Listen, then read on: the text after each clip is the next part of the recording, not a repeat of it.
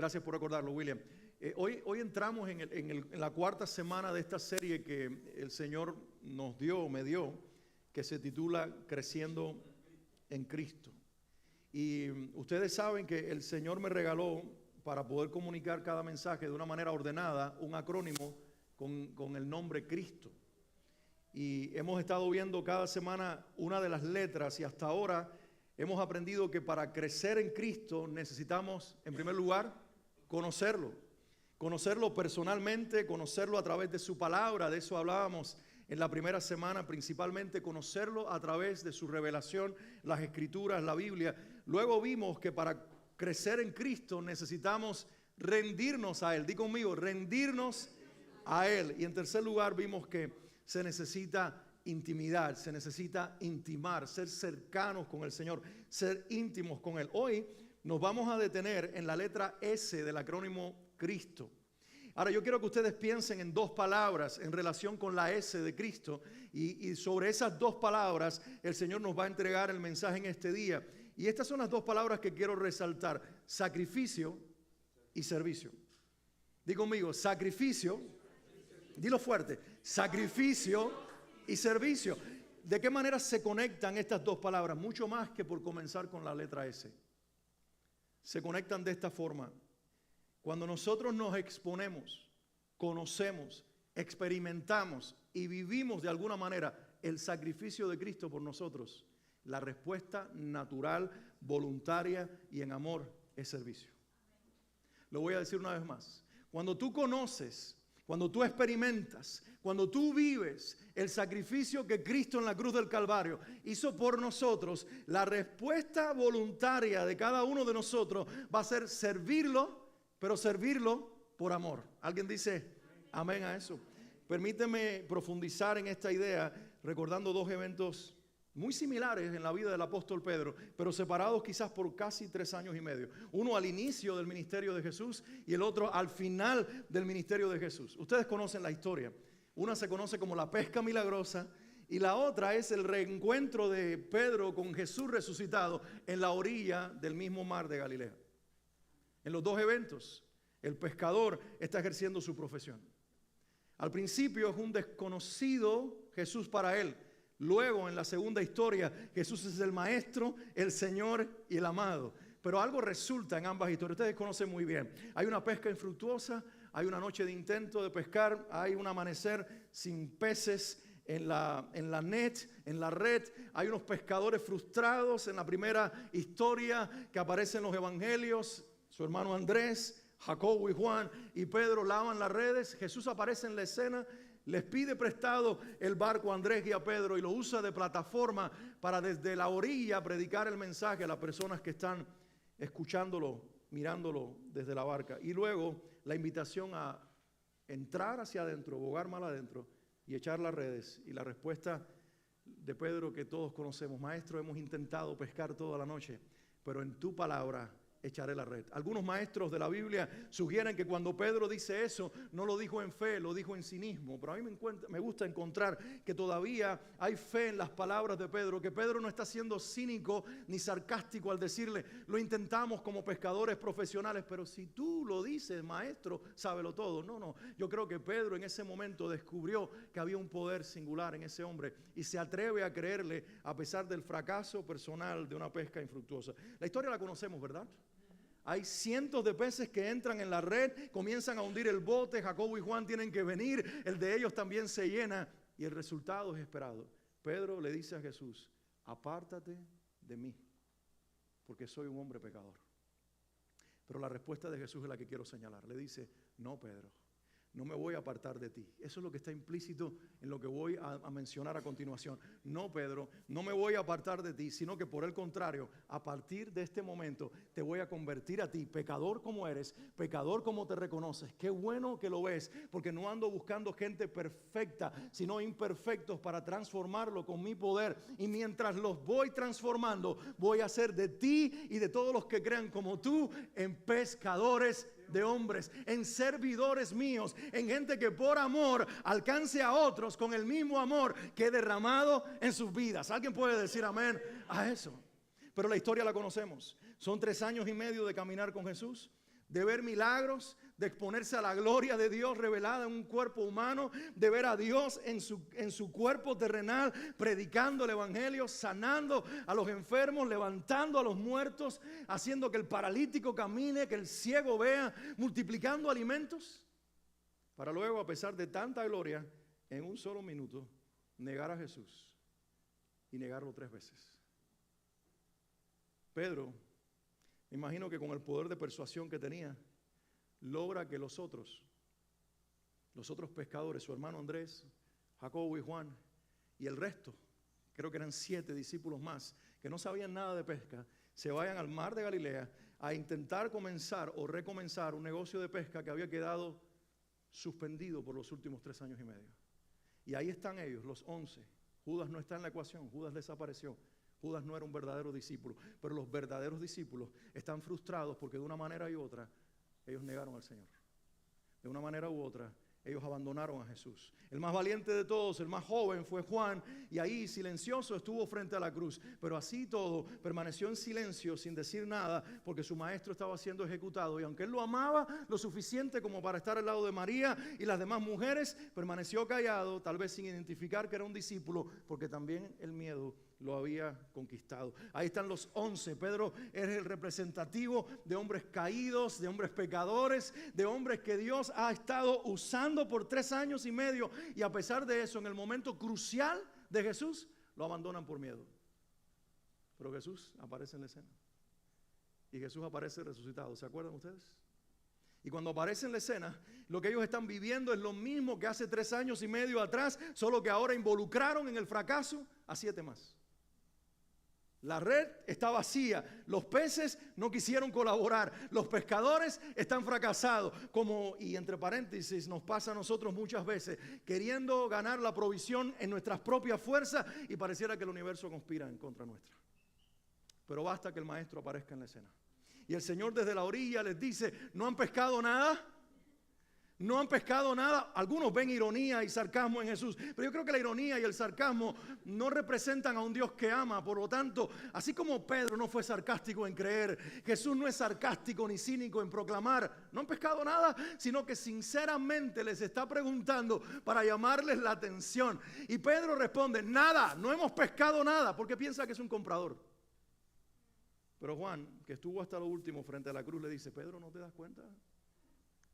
Es Jesús, es el maestro, ha resucitado, es lo que le está diciendo. Lo vimos muerto en una cruz, yo lo acompañé hasta el último respiro, cuando expiró su espíritu y dijo: consumado es. Pedro, supimos que lo enterraron en la tumba de José de Arimatea, es el maestro. Y cuando Pedro escucha esto, se tira al agua y sale nadando, y los demás reman hasta llegar a la orilla. Y cuando llegan, ¿qué está ahí? Panes y peces, los mismos que multiplicó en el camino, en el medio de su ministerio. Los mismos panes que para ellos eran inservibles, y los mismos peces que solo alcanzaban para la comida de una persona, pero que Jesús había usado en algún momento para que miles de personas comieran. Los mismos peces que hacía 3 años y medio atrás no habían querido colaborar en entrar en la red, y ahora los mismos peces que volvieron a entrar en la red por el mismo milagro, y que Jesús tenía preparado para ellos, para un desayuno íntimo con Jesús.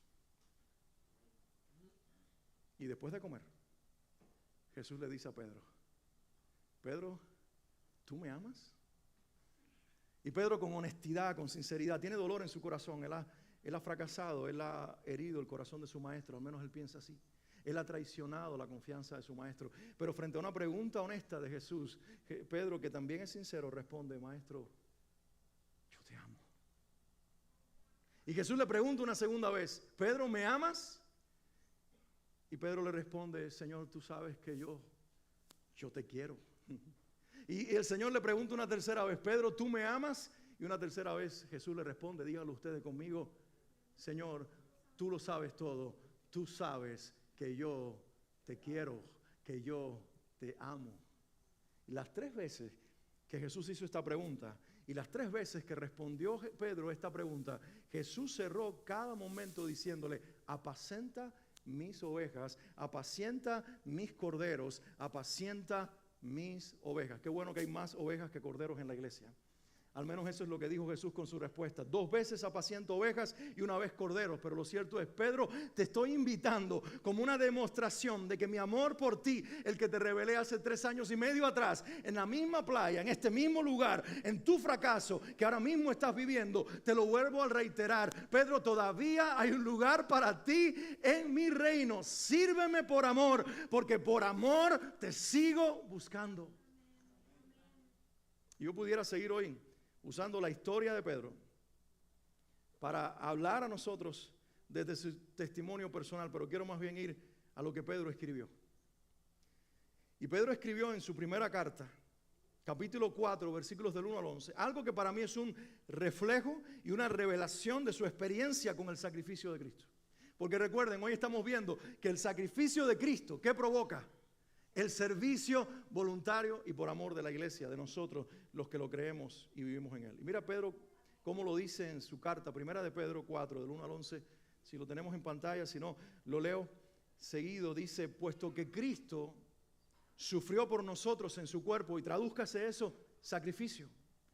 Puesto que Cristo se sacrificó por nosotros, sufrió por nosotros en su cuerpo, también ustedes, es decir, nosotros, deben adoptar esa misma actitud, porque quien sufre en su cuerpo pone fin al pecado, para que el tiempo que le queda de vida en este mundo lo viva conforme a la voluntad de Dios y no conforme a los deseos humanos. Basta el tiempo pasado para haber hecho lo que agrada a los no creyentes que viven entregados al libertinaje y las pasiones, a las borracheras, las orgías, disipaciones y detestables idolatrías. Para ellos resulta extraño que ustedes ya no los acompañen en ese mismo desenfreno y libertinaje, y por eso los ultrajan. Pero tendrán que dar cuenta de ello al que está preparado para juzgar a los vivos y a los muertos. Por eso también a los muertos se les predicó el evangelio, para que sean juzgados en su cuerpo según los criterios humanos, pero vivan en el espíritu según Dios. El fin de todo se acerca. Por lo tanto, pórtense juiciosamente y no dejen de orar. Por sobre todas las cosas, ámense intensamente los unos a los otros, porque el amor cubre infinidad, multitud de pecados. Bríndense mutuo hospedaje, pero no lo hagan a regañadientes. Ponga cada uno al servicio de los demás el don que haya recibido, y sea un buen administrador de la gracia de Dios en sus diferentes manifestaciones. Cuando hable alguno, hágalo ciñéndose a las palabras de Dios. Cuando alguno sirva, hágalo según el poder que Dios le haya dado, para que Dios sea glorificado en todo por medio de Jesucristo, de quien son la gloria y el poder por los siglos de los siglos. Amén. Quiero orar antes de entrar en lo que realmente es el mensaje de este día, después de leer su palabra y pedirle al Señor que nos hable. Pero antes de orar, permíteme decirte que yo resumo lo que Pedro acaba de escribir aquí, lo que nosotros acabamos de leer de lo que él escribió en esta porción de Primera de Pedro, capítulo 4, que el sacrificio del cual está hablando, el sacrificio de Cristo, va a responder o va a provocar en nosotros una respuesta de servicio. Primero, cómo vivimos. Segundo, cómo amamos. Y tercero, cómo servimos. Quiero que lo guardes en tu corazón. Mi Jesús, que se sacrificó por mí, cuando me revela su sacrificio, me provoca a vivir como Él me pide vivir. Me provoca a amar como Él me pide amar, y me provoca a servirle como Él me llama a hacerlo. Y con eso en el corazón vamos a pedirle al Señor que el Espíritu Santo hable en nuestros corazones y siembre su mensaje en nuestras vidas. Amén. Oramos entonces. Padre, hoy ponemos tu palabra delante de ti y el mensaje que tú has inspirado en mi vida para entregarle a cada uno de los que está aquí y de los que quizás también está conectado a través de las plataformas virtuales. Señor, yo te pido en el nombre de Jesús, habla nuestras vidas. Háblanos, Señor. Mi corazón se abre para recibir tu palabra, mis oídos se abren para escuchar tu voz. Mi boca se abre para proclamar tu palabra, Señor. Que el Espíritu Santo pueda edificarnos, Señor, a mí mientras hablo, a mis hermanos mientras escuchan. Pero que haya una edificación mutua, precisamente porque tu palabra pueda ser presentada con claridad. Y el efecto sobrenatural y el efecto eterno de tu palabra predicada en este día pueda dar resultados también mientras estamos sobre la tierra. Que la iglesia dé resultados naturales por causa de esta palabra que tú nos vienes a hablar hoy. Hoy nos ponemos en tus manos Te pedimos que el enemigo sea atado, que tu gracia sea revelada, que tu palabra sea hablada, que el Espíritu con poder pueda hablar y edificar a la iglesia y que este instrumento, mi vida, sea un instrumento en tus manos para hablarnos en el nombre de Jesús. Y la iglesia dice, amén y amén. Voy a dividir entonces el pasaje en 3 secciones y vamos a ver 3 verdades precisamente de esa respuesta al sacrificio de Jesús que nos lleva a servirlo de muchas maneras. Y esto es lo primero que quiero sembrar en el corazón de ustedes, es que el sacrificio de Cristo modela nuestro sacrificio. Yo quiero que tú lo digas conmigo. El sacrificio de Cristo modela nuestro sacrificio. Lo que estoy diciendo es que Jesús sirvió de ejemplo con su muerte en la cruz para desde esa muerte provocarnos a nosotros a vivir no muriendo necesariamente para Él, que eventualmente va a suceder, sino viviendo todos los días de nuestra vida como un sacrificio vivo para Él. Y la manera en que lo veo en el pasaje están los primeros 6 versículos que quiero recordar. No los voy a leer todos, voy a detenerme en la primera parte de esos 6 versículos, el 1 tal vez hasta el 3, hasta el 2. El Señor dirija lo que quiero enfatizar hoy al leer esta porción de Primera de Pedro 4, pero el texto comienza diciendo, puesto que Cristo sufrió por nosotros en su cuerpo, también ustedes deben adoptar esa misma actitud, porque quien sufre en su cuerpo pone fin al pecado. Y aquí Pedro intencionalmente está vinculando el sacrificio de Cristo con nuestro sacrificio personal. Y está diciendo, así que, de la manera que, porque Cristo lo hizo, ahora nosotros debemos tomar la misma actitud provocada por el Espíritu Santo en nosotros y vivir sacrificándonos por amor a Él. Y mira la expresión que usa. Dice, también ustedes deben tomar, adoptar esa actitud. Y quiero resaltar esta frase, porque quien sufre en su cuerpo, digan todos conmigo, quien sufre en su cuerpo. A ver, díganlo fuerte. Quien sufre en su cuerpo, luego concluye diciendo, pone fin al pecado. Ahora, nosotros podemos encontrarnos con este pasaje y lo primero que podemos interpretar como sufrimiento es una enfermedad. Lo segundo que podemos interpretar como sufrimiento es una prueba. Pero no es eso en contexto lo que Pedro está diciendo. No, él lo que está diciendo no es que te vas a enfermar porque eres un cristiano y que Dios va a traer una enfermedad a ti porque eres un cristiano y de esa manera lo glorifiques. No es eso, aunque en el proceso de la fe de cada creyente la enfermedad puede estar presente. No está diciendo que tu economía se va a quebrar y vas a vivir en la miseria porque eres un cristiano y eso significa vivir para Cristo, aunque en el proceso habrá crisis económicas en la vida de los creyentes, en algunos más que en otros, pero no es eso lo que está diciendo. Si nosotros leemos los 6 versículos en contexto, nos vamos a dar cuenta que Pedro está diciendo, y luego lo dice explícitamente, que ya el tiempo para vivir pecando con este cuerpo se acabó. Que ya el tiempo de hacer lo que hacíamos se acabó. Y de hecho dice, los que compartían contigo lo que tú hacías para darle gratificación a tu cuerpo, ahora se sorprenden cuando tú te niegas. Ellos no lo entienden, ellos te vituperan, ellos se burlan de ti, ellos se ponen la mano en la cabeza y dicen, ¿en qué religioso fanático te has convertido? ¿Por qué ya no te emborrachas? ¿Por qué ya no vas a las mismas fiestas? ¿Por qué ya no tienes más de una mujer? ¿Por qué ya no eres un mentiroso crónico? ¿Por qué ya no vives como nos gusta que seas? Porque tú hiciste algo. Aunque los mismos deseos todavía batallan dentro de ti, ahora hay un amor más fuerte y más profundo para renunciar a ellos. Y eso va a provocar una dualidad y una realidad doble en tu vida. Ese deseo natural continúa después de ser cristianos. ¿Alguien se identifica con lo que estoy diciendo?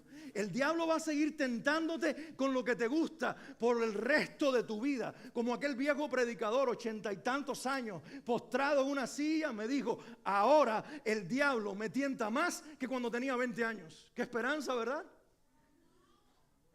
Pero me dijo, pero mi Señor me ha dado más fuerza que cuando tenía 20 años para renunciar a los deseos de mi carne y someterme a Él. ¡Qué esperanza! Eso sí es.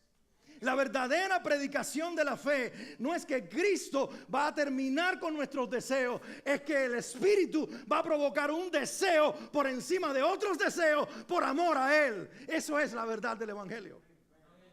Sacrificio de Cristo modela mi sacrificio. Es el Señor desde la cruz diciéndome, yo pude renunciar. O se te olvida mi oración antes de ir a la cruz. Padre, si es posible que pase de mí esta copa. Ese es el deseo de Jesús.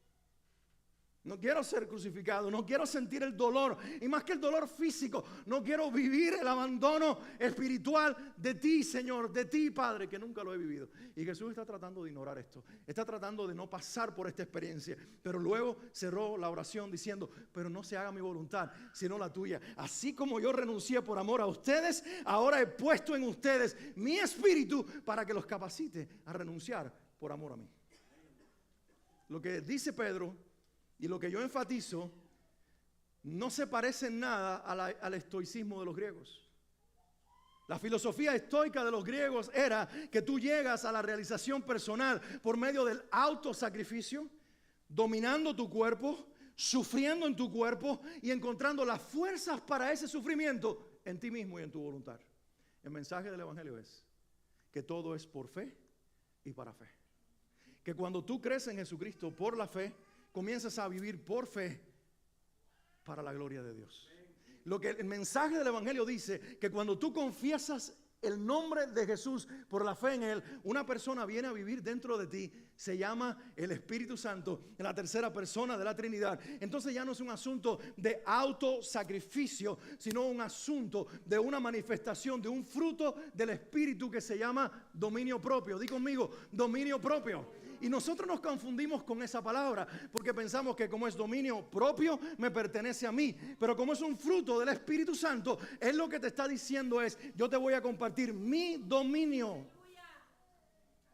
Mi propio dominio va a venir a tu vida, y cuando tú no quieras hacer la voluntad de tu Señor, yo te daré la fuerza para que lo desees y la capacidad inclusive para que lo disfrutes en el Espíritu mientras lo sufres en el cuerpo. El sacrificio de Cristo modela nuestro sacrificio. Cuando me expongo a las Escrituras y en ellas experimento el amor de mi Señor Jesús al leer los Evangelios. Cuando leo Lucas 23, la descripción más detallada de la muerte en cruz de Jesús, lo que provoca el Espíritu Santo no solamente sufrir por lo que mi Señor vivió, sino en lo personal, y yo sé que es la experiencia de muchos. Cuando yo leo Lucas 23, el detalle de Lucas, el médico de Jesús crucificado, mi oración es, Padre, así como el Señor se sacrificó por mí, yo quiero vivir sacrificándome por Él. Ya no me pide el Señor crucificarme a la manera de Cristo, pero sí me pide renunciar a mis deseos, los que son contrarios a la voluntad de Dios, los que no le dan gloria a Dios, y tomar entonces el poder de la oración, apelar a la fe en Jesucristo, confiar en la obra del Espíritu Santo para que mi cuerpo se ponga al servicio de mi Señor y siga glorificando a Cristo Jesús. La Biblia dice que algunos, cuando lleguen a la eternidad, escucharán estas palabras: bien, buen siervo y fiel. Lo puedes decir conmigo si lo sabes de memoria. Bien, buen siervo y fiel. Sobre poco, dice, en lo poco has sido fiel, sobre mucho te pondré. Entra en el gozo de tu Señor. Es una palabra preciosa, pero a la misma vez una palabra de esperanza, lo cual quiere decir que el Señor está esperando el momento en que le dirá a muchos: me serviste en la tierra, te sacrificaste por amor, ahora ven a celebrar conmigo la recompensa de tu servicio y tu sacrificio por amor. ¿Alguien quiere darle un aplauso a Jesús en este lugar?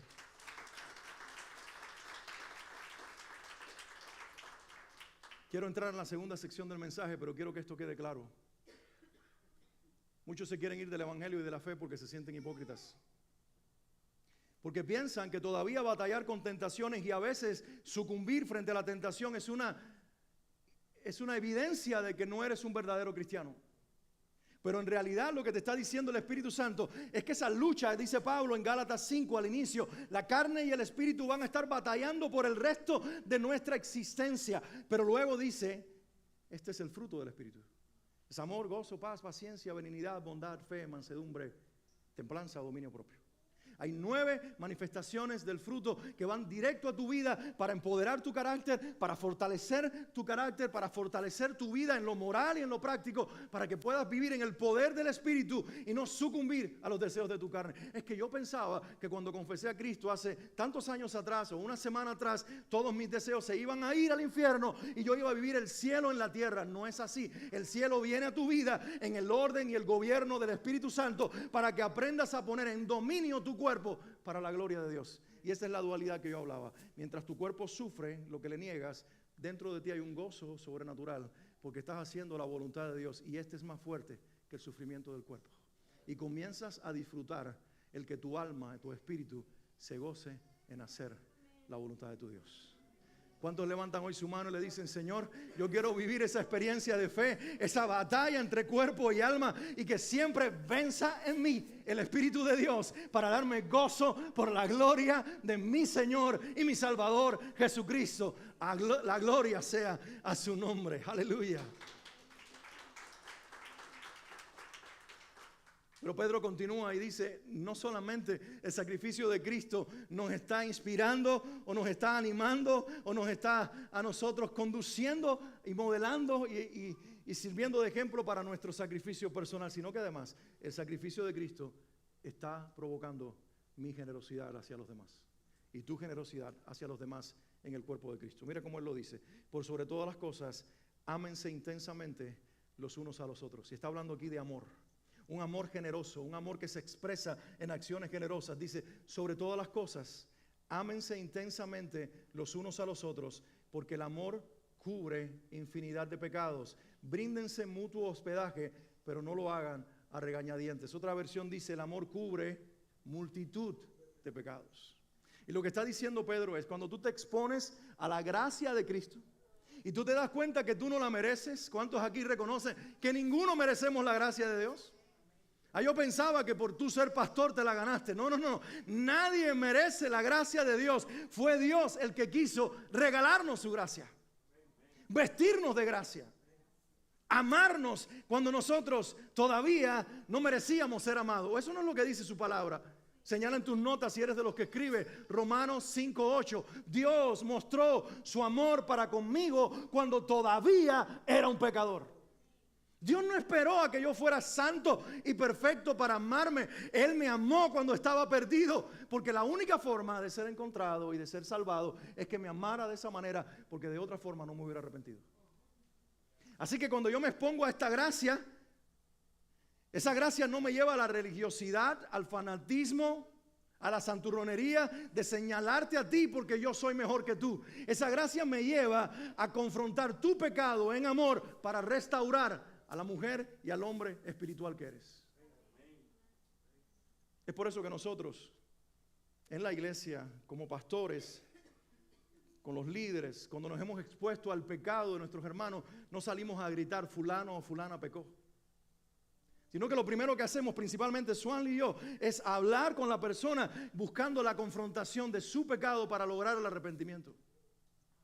Y luego comienza un proceso no de disciplina, si la persona se arrepintió, de restauración. Y mientras ese proceso se vive en el secreto de nuestro pastorear a la gente, la gran mayoría ni se entera. ¿Saben por qué?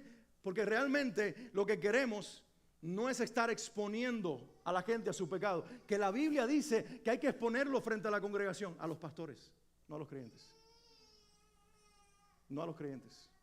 Si ustedes leen 1 Timoteo, cuando dice que si alguno no se arrepiente, lo expongan frente a la congregación, se refiere a los ancianos. Porque yo, si tengo la valentía para predicarles el evangelio y mañana no tomo en cuenta la responsabilidad de ser un pastor, la iglesia tiene que exponer mi pecado para que entonces yo asuma esa responsabilidad. Es decir, Dios es más duro con nosotros que con el resto. Y la exposición frente a la congregación es solamente cuando un creyente, como en el caso de Corintios, no se arrepiente. Y se expone al mundo para que si está salvo regrese a la iglesia, como el caso de Pablo con el incesto en la iglesia de los Corintios. Pero la iglesia está llamada, como dice Gálatas 6, que si alguno peca, los espirituales vengan con espíritu de mansedumbre y lo restauren y lo levanten, no sea que el pecado en que ellos incurren también nos alcance a nosotros. Entonces aquí está el apóstol Pedro, revelándonos el sacrificio de Cristo y haciéndonos responsables de que con el mismo amor, no tolerante, sino verdadero, que Jesús nos amó a nosotros individualmente, nosotros ahora nos acerquemos a nuestro hermano, no para cubrir sus faltas, porque el texto no está diciendo eso. El amor cubre multitud de pecados, no en el sentido de tapar la falta y sigue pecando, sino que lo que está diciendo es, aquí amor que tapa pecado es el peso de la gloria de Dios. Y cuando la gloria de Dios pone un peso, en el Antiguo Testamento la palabra para gloria es kabod, kabod significa peso. El peso de la gracia, que es el reflejo de la gloria, aplasta el pecado, consume el pecado, transforma una vida y restaura a un creyente.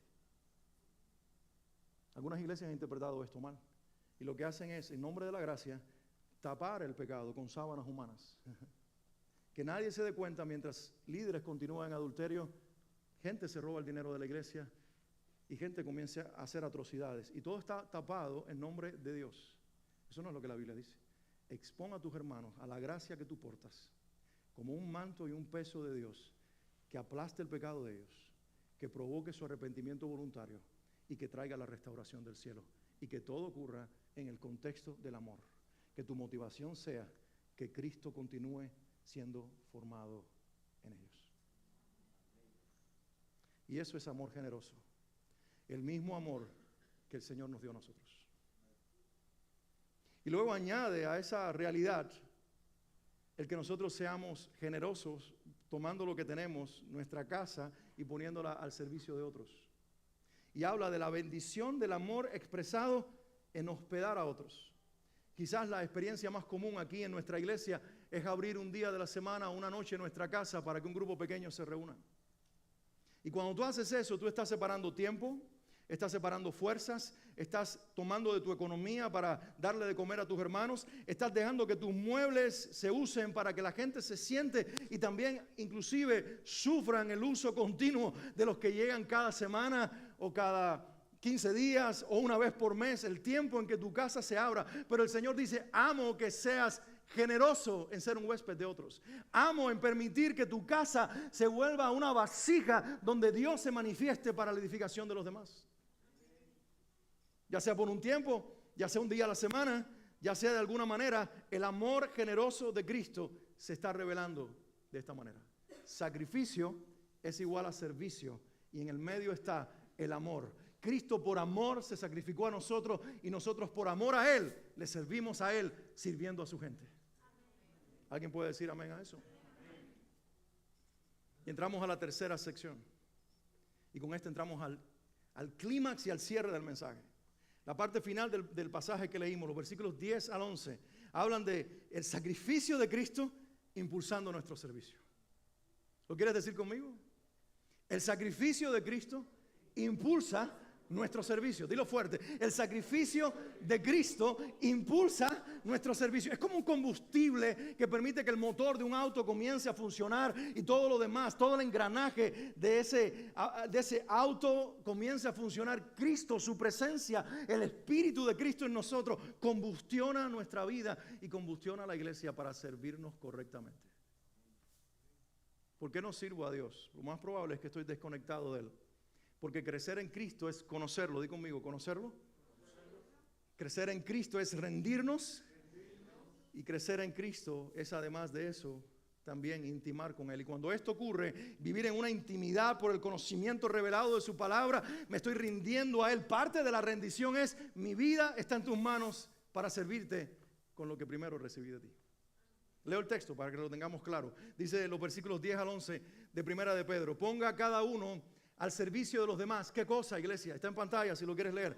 Ponga a cada uno al servicio de los demás el regalo, el don, la gracia, el caris. Lo que está diciendo es, por si no entiendes la palabra don, significa regalo. Cada uno ponga al servicio de los demás. Di conmigo, el regalo que haya recibido, el regalo sobrenatural, el don del Espíritu que haya recibido, y sea un buen administrador de la gracia de Dios en sus diferentes manifestaciones. Versículo 11 dice, cuando hable alguno, hágalo ciñéndose, es decir, como uno que se pone un cinturón para aguantar el pantalón, o en aquellos tiempos la bata, ciñéndose a las palabras de Dios. Cuando alguno sirva, Hágalo según el poder que Dios le haya dado para que Dios sea glorificado en todo. ¿Por medio de quién? De Jesucristo, a quien son, ¿qué cosa? La gloria y el poder por los siglos de los siglos. Amén. Algunas cosas que quiero resaltar de lo que acabamos de leer. En primer lugar, Dios nos dio regalos. Dios nos dio regalos. ¿Pero para qué nos los dio? Para que tuviéramos con qué servir a nuestros hermanos. Di conmigo, Dios me dio un regalo.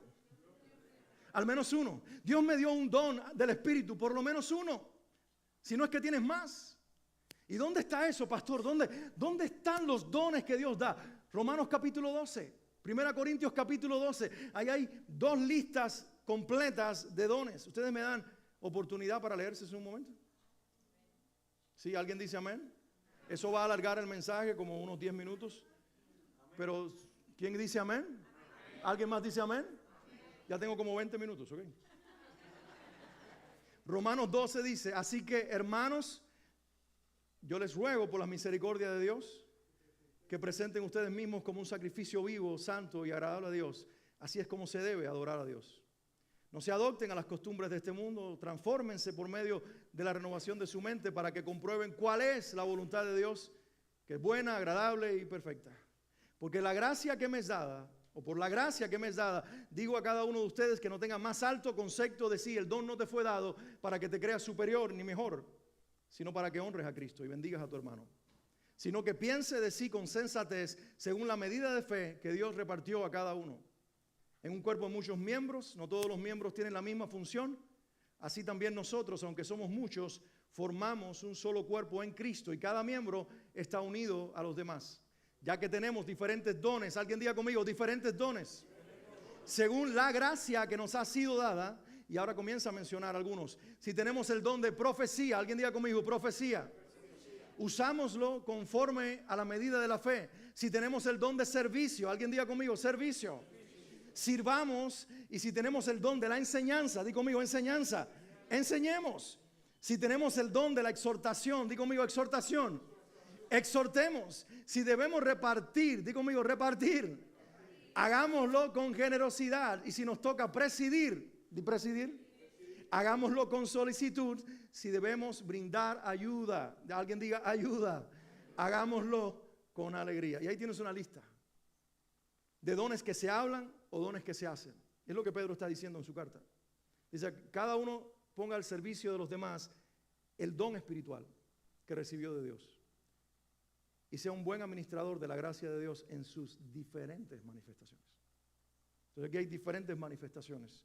Y luego dice, cuando alguno hable, y Pedro simplemente simple como es y práctico, no da una lista ni 2 como Pablo, que usó una en Romanos y luego otra en Corintios. Y en algunos sentidos coinciden los dones, en otros aparecen otros dones en Corintios que no están mencionados en Romanos, porque Pablo era profundo y complicado. Pero Pedro dice, yo lo voy a resumir de esta manera. Los dones son los que hablan y los que sirven. ¿Y cuáles son esos? Pregúntenle a Pablo, mejor dicho. Yo nada más me refiero a dones de hablar y dones de hacer. ¿Y cuáles son? Pregúntale a Pablo, él sabe. Y ya leímos a Pablo lo que dijo. Pero también leemos lo que dice Pablo en 1 Corintios 12. ¿Alguien todavía dice amén? ¿Quieren más? Okay. Dice, ahora bien, hay diversidad de dones, pero el espíritu es el mismo. Y aquí está hablando de una diversidad en un mismo espíritu. Él tiene muchos dones, pero él es una misma persona. Él tiene mucho que regalar para una sola iglesia. ¿Alguien dice amén a eso? Amén. Hay diversidad de ministerios, pero el Señor, Jesucristo, es el mismo. Y hay de diversidad de actividades, pero Dios, que hace todo en todo, es el mismo. Y aquí está la Trinidad revelada. El Espíritu, el Hijo, el Señor, el Padre, Dios. Dice, pero la manifestación del Espíritu les da a cada uno para provecho. A uno, el Espíritu le da palabra de sabiduría. Diga alguien conmigo, diga sabiduría. A otro le da palabra de ciencia. Alguien diga palabra de ciencia. A otro le da fe. Alguien diga fe.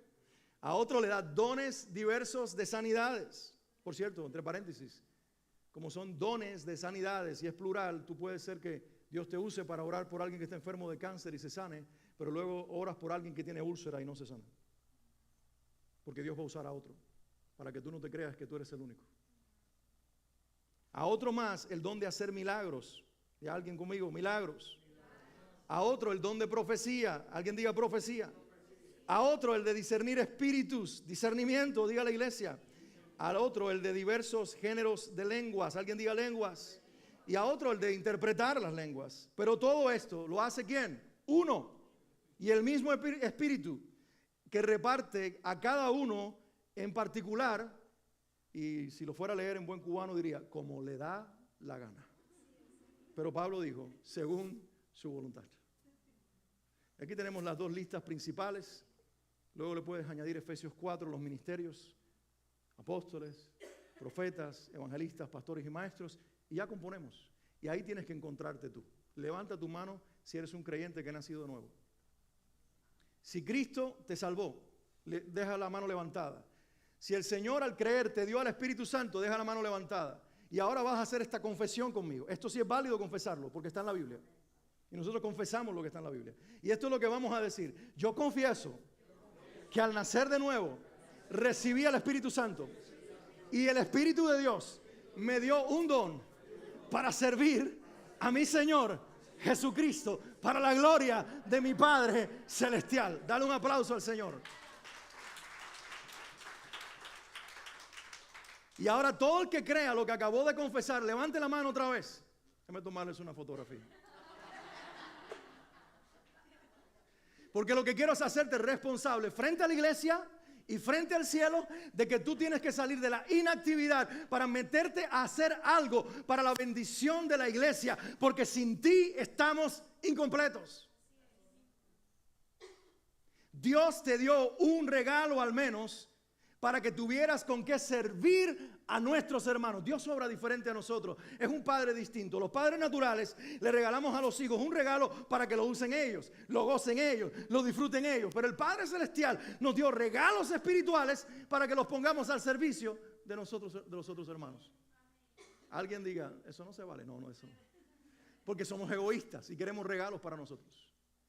Pero Dios quiere que tú recibas el regalo y junto con el regalo, el don de la generosidad para ser como Él, que Él da y nosotros ahora recibimos para tener con qué dar.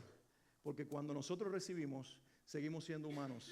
Pero cuando nosotros recibimos y compartimos lo que tenemos, participamos con el Señor del don de la generosidad, que es una expresión de su carácter. Entonces, cuando tú tomas un don y como aquel que recibió un talento lo entierras en tierra y no haces nada con él, dice la Biblia que esa es una persona perversa y malvada que no merece la gracia de Dios, merece que le quiten lo que recibió. Ahora, la Biblia dice, y Pedro lo dice de una manera sencilla, los que hablan y los que hacen. Pero lo que está diciendo es lo mismo que Pablo. Hay manifestaciones diferentes de la gracia de Dios. Y qué bueno que hay manifestaciones diferentes de la gracia de Dios. Porque así Dios usa tu personalidad y tu carácter, quién eres y cómo eres, para expresar su gracia sin ignorar tu personalidad. Por eso inclusive algunos somos predicadores, hay diferentes tipos de predicadores y algunos se identifican más con un predicador y otros se identifican más con otro. Y no hay nada malo en eso, pero que cada uno está revelando su personalidad mientras el don de Dios sigue usando a cada persona. Hay unos que gritan y otros que hablan en el mismo tono monótono y los dos edifican al cuerpo de Cristo. Y hay gente que dice, grítame, grítame, los masoquistas espirituales.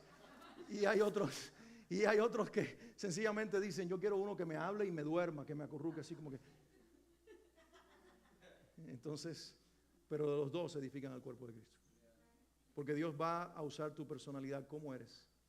Y eso no quiere decir que uno es más ungido que el otro. Pero lo que más me gusta del pasaje es lo que dice al final. Y es que la mejor manera de servir a la iglesia es usando los dones que recibimos a la manera de Dios. Alguien diga conmigo, a la manera de Dios. Dilo fuerte, a la manera de Dios y no la nuestra. Mira cómo dice el pasaje. La Biblia dice, cuando alguno hable, hágalo ciñéndose a las palabras de Dios. Es decir, que cuando yo predico, ya llevo casi 30 años de predicar el Evangelio, y esto es lo que me ha enseñado el Espíritu Santo, más y más cada día, habla menos lo que se te ocurre a ti y más lo que dice mi palabra. Sométete a mi palabra, estudia mi palabra, comunica mi palabra, porque el poder para salvar no está en tu boca, está en mi palabra. Entonces, en la medida que un predicador entiende eso, pone a un lado su criterio, su emoción, todo lo que quiere transmitir e impresionar para comenzar a comunicar la verdad de Dios, porque es Dios con su verdad el que transforma vidas. Y no importa mi personalidad, yo me emociono, yo hablo de esta manera, pero eso es inservible si no hablo la palabra de Dios. Tal vez te mantengas despierto mientras yo predico. Pero a lo mejor lo único que provoco es que tu estado nervioso o tu sistema nervioso se altere y tengas que ir a ver al psiquiatra o al psicólogo. Pero si tengo el respaldo de Dios y estoy predicando el evangelio de Dios junto con mi personalidad, te vas a llevar el mensaje del Espíritu y este es el que te va a edificar. De la misma manera, todo maestro en la iglesia, todo líder en grupo pequeño, toda persona que hable, que cante, que explique la palabra de Dios, debe someterse, ceñirse el lomo, apretarse el cinturón a lo que Dios está diciendo y no lo que nosotros estamos diciendo. Me encanta la frase que usaba Billy Graham para decir Dios dijo. Él no lo decía de esa manera, él decía la Biblia dice. Y eso es un sinónimo. Porque cuando la Biblia habla, Dios está hablando. Porque la Biblia no contiene la palabra de Dios. La Biblia es la palabra de Dios. Por lo tanto, no hay que decir Dios dijo, si cuando hablo la palabra, ya Dios está hablando y Dios está diciendo. Hay que ceñirse a la palabra de Dios. Hay que tomar los dones espirituales, dones de ciencia, por ejemplo. ¿Qué es la ciencia a diferencia de la sabiduría? Para explicarlo un momentito. La sabiduría es un conocimiento revelado que trae una solución sobrenatural a algo que no se puede resolver de forma natural. José en Egipto, por ejemplo. El sueño del faraón, disculpe. Cuando le dice, veo 7 vacas gordas, 7 vacas flacas y no sé qué significa. Esto Dios me mostró. Y aquí viene el don de sabiduría. Las gordas significa prosperidad, las flacas significa hambre. Lo que viene después de la prosperidad y de toda la cosecha abundante es una hambruna. Y luego opera en sabiduría. Y esto es lo que hay que hacer. Llenar los graneros ahora, rentar la tierra y cobrar impuestos para que haya prosperidad cuando reine la hambruna en las otras tierras. Y ahí está operando José en un don de sueño con sabiduría para traer a Dios a una solución natural que de otra forma no podía ser resuelta. Y el don de ciencia es conocimiento. Conocimiento revelado y adelantado. Es cuando Dios te permite conocer algo de otra persona para la edificación de esa persona. Por ejemplo, hace años yo estaba en una iglesia en otro estado. Normalmente eso me ocurre cuando no estoy en la iglesia. Yo entiendo porque aquí soy pastor. Y si Dios me muestra todo lo que está en el corazón de ustedes, yo cambio la iglesia. Me cambio de iglesia. Porque no se puede ser pastor conociendo los secretos de la gente. Entonces me mantienen en ignorancia con respecto a ustedes. Pero cuando estoy en otros lugares se me abren los ojos. Y estaba una señora y estaba predicando y pasaron la gente. El pastor de la iglesia, después que yo terminé de predicar, invitó, vengan ahora, vamos a orar por la gente. Y cuando empiezo a orar por la gente, el Señor me muestra una señora y me pone algo en el corazón con respecto a ella. Un pastor, un predicador, alguien que ejerce este don, no sujeto al Espíritu, ¿sabe qué hace? Quiere impresionar a la gente. Agarra el micrófono y dice, Dios dice, aquí hay una mujer. Y la gente, wow, ¿cómo se llama este hombre? Ungido por el cielo, fama, factura, dinero. Pero cuando tú estás sirviendo al Señor, tú estás pensando en la edificación de una vida y de una iglesia. Y lo que Dios me mostraba era que ella había usado su boca para maldecir a uno de sus hijos. Eso no se puede gritar en un micrófono. Y con eso hay que tener mucho cuidado, porque puede ser que yo me estoy inventando algo, estoy sintiendo algo y a lo mejor fue una mala digestión. Y como estoy sintiéndome mal del estómago, pues ella está mal con su hijo. Entonces yo tengo que procesar mi carne acercándome en silencio, con un micrófono apagado, apartándome con una persona y diciéndole, ¿sabe? ¿Tiene sentido para ti esto que te voy a compartir? ¿Usted tiene un hijo? Sí. ¿Ha conversado con él en el teléfono en las últimas horas? Sí. ¿Le habrá dicho usted esta frase a su hijo? Hijo del diablo. Y la señora comenzó a llorar. Y le digo, mira, Dios me dice, me pone esto en el corazón, no para acusarte, sino para en privado decirte que tienes una segunda oportunidad. Llama a tu hijo y dile que en la emoción de la discusión lo maldijiste, pero que quieres pedirle perdón, que tú lo amas y que estás orando por él porque él va a conocer a Jesús como también lo has conocido. Y la mujer dijo, gracias, pastor. Voy a salirme un momentito, voy a llamar a mi hijo y voy a arreglar esta situación. Gracias porque Dios te habló. Fue en privado, no le comenté al pastor, no le dije a la iglesia, no recibí aplausos. ¿Sabes por qué no? Porque después yo me subí a un avión y me iba, Pero esa mujer se quedaba en esa iglesia y lo más probable es que no se congregara más porque había quedado expuesta en un pecado públicamente y nunca más iba a volver a la iglesia. Y ese mal uso de los dones le está haciendo daño a las congregaciones. Entonces, por eso dice, cíñanse a la palabra de Dios, háganlo en la sujeción al Espíritu Santo, tengan el dominio propio del Espíritu Santo que da sentido común para saber si tú lo haces en toda esa sensualidad de la carne y en todo ese deseo de la parafernalia y los aplausos y la fama y todo lo que la gente quiere para ser llamado ungido. Lo que vas a destruir es una vida y separar a alguien, desarraigarlo del cuerpo de Cristo, de la expresión del cuerpo donde había sido puesto. Eso no es necesario. Di conmigo, eso no es necesario. No es necesario si recibiste. Nosotros creemos en la vigencia de todos los dones del Espíritu, pero todos los sometemos. No es necesario. Pablo decía, yo hace muchos años recibí en una experiencia privada de oración, comencé a hablar en lenguas, pero yo en la iglesia, como Pablo digo, prefiero 3 palabras en lenguaje conocido que 1000 en lenguaje desconocido. En mi tiempo de adoración, ahí estoy. No sabes cuánto yo puedo orar en mi lengua desconocida. Ustedes no necesitan escucharlo. Dios va a provocar el mismo efecto. Dios va a hacer lo mismo. Dios está siendo edificado. Él está edificando mi espíritu. Si tuviera una palabra que se puede interpretar, se los diría. Pues muy diferente, es muy distinto. Pablo decía, prefiero en la iglesia hablar 3 palabras conocidas. Y yo me someto a la escritura porque la emoción es que me oigan, que me oigan. Pero ese es el yo natural, carnal y sensual. Y dice la Biblia que esos predicadores que son sensuales no tienen el Espíritu Santo. Porque el Espíritu Santo está pensando no solamente en ti, está pensando en el otro para la edificación común de la iglesia. Wow, cuando estas cosas se dicen, cae un silencio celestial. Y yo lo disfruto porque más que decir un amén en una algarabía emocional de un momento, estamos interiorizando la verdad de Dios y decimos, no voy a cometer errores con mis dones. Yo llevo 30 años en el Evangelio para vivir de emociones. Tengo que vivir y ustedes ser una iglesia que no viva de emociones, ser una iglesia que viva en el Espíritu es muy diferente. Las emociones te pueden erizar los pelos. El Espíritu edifica el alma, edifica el Espíritu, edifica la iglesia para la gloria de uno solo, Jesucristo. Dice el pasaje que quiero leer. Dice la palabra de Dios al cierre, cuando Pedro termina las palabras que yo acabo de leerles, dice lo siguiente. Cuando hable alguno, hable o hágalo ciñéndose a las palabras de Dios. Cuando alguno sirva, hágalo según el poder de Dios o el poder que Dios le haya dado.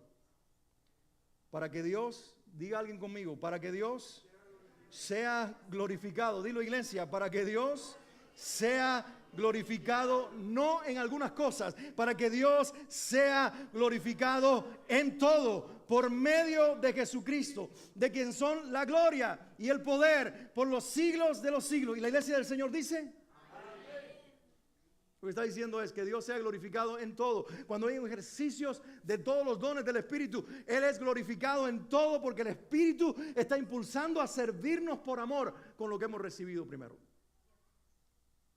¿Qué Dios te está diciendo hoy? Que Él te expuso a su gracia en el sacrificio de la cruz para que tú respondas en amor, en servicio a Él. ¿Cómo lo voy a servir? En mi vida moral, renunciando a los deseos de mi cuerpo y a las provocaciones de terceros, viviendo para Cristo, doliéndome en el cuerpo si es necesario, mientras me gozo en el Espíritu por hacerlo para mi Dios. En segundo lugar, lo voy a hacer con actos de amor generoso, amando a mis hermanos para cubrirlos con el peso de la gracia, para que esto los restaure, los transforme. Y también siendo generoso con lo que tengo, poniéndolo al servicio de los demás, para que Cristo sea revelado en el ejercicio de esa obra de gracia y de amor. Pero también leyendo mi espíritu para encontrar a la luz de la Biblia cuál es el don o los dones del Espíritu que yo he recibido del Señor. Viendo cómo cuando practico ese don la iglesia es edificada. Viendo cómo cuando oro por uno, Dios lo bendice. Viendo cómo cuando abro mi boca y comienzo a exhortar, mi exhortación no solamente es dar palos, sino traer restauración. Y la gente es levantada, porque el papel doble de la exhortación es ese. Por un momento te habla duro, pero luego te levanta en el espíritu para que creas lo que Él puede hacer contigo. Y ahí estás en ejercicio de algo. Ver cómo tomo mi riqueza o mis posesiones y las pongo al servicio de los demás. Y hay gente bendecida y Dios es glorificado, siendo liberar en dar. Y pudiera seguir poniendo ejemplos de la Escritura. Pero cuando lo hago, dos cosas están ocurriendo.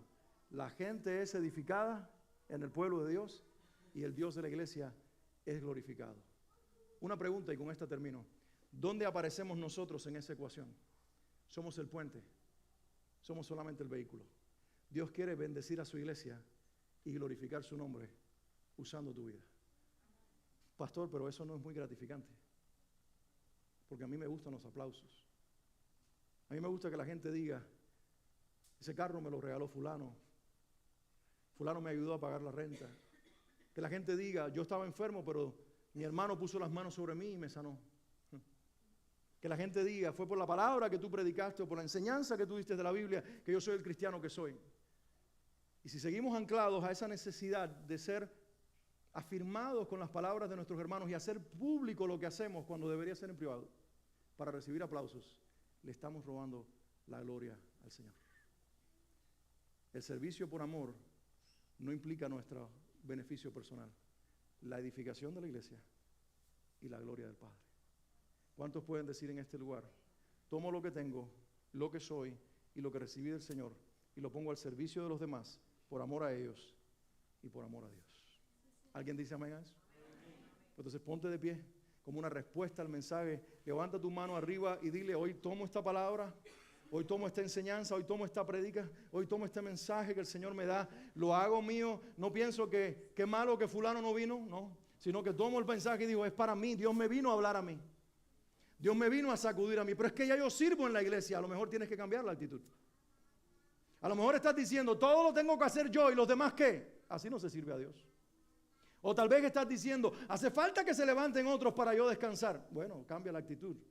Dios no tomó vacaciones ni toma vacaciones en la eternidad. Él todo el tiempo está trabajando por amor a nosotros. De la misma manera, todo el tiempo tenemos que servirlo a Él por amor a Él. Tal vez estés sirviendo al Señor, pero tu motivación sea ser visto, ser aplaudido, ser reconocido. Hoy renunciamos a eso para que Cristo sea visto, sea reconocido y sea glorificado. O tal vez estás ahí preguntándote todavía, 10 años después de ser cristiano, ¿cuáles son mis dones espirituales? Porque quieres que venga un profeta y te lo revele cuando la Biblia está llena de declaraciones públicas, bien explícitas de cuáles son los dones del Espíritu. Y lo que tengo que hacer es leerlo y orar sobre esa lista e identificarme en el Señor cuáles son mis dones espirituales. Y luego con valentía comenzar a usarlos. Venir a la iglesia y decir, creo que Dios me está llamando a servir en este ministerio porque siento que Él ha puesto en mí ese don para servirlo y para edificar a la iglesia y con valentía asumir responsabilidad. Claro, tenemos que renunciar al egoísmo de pensar que el tiempo, el dinero y la vida nos pertenece a nosotros para creer que el dinero, el tiempo y la vida le pertenece a Dios. ¿Cuántos dicen amén?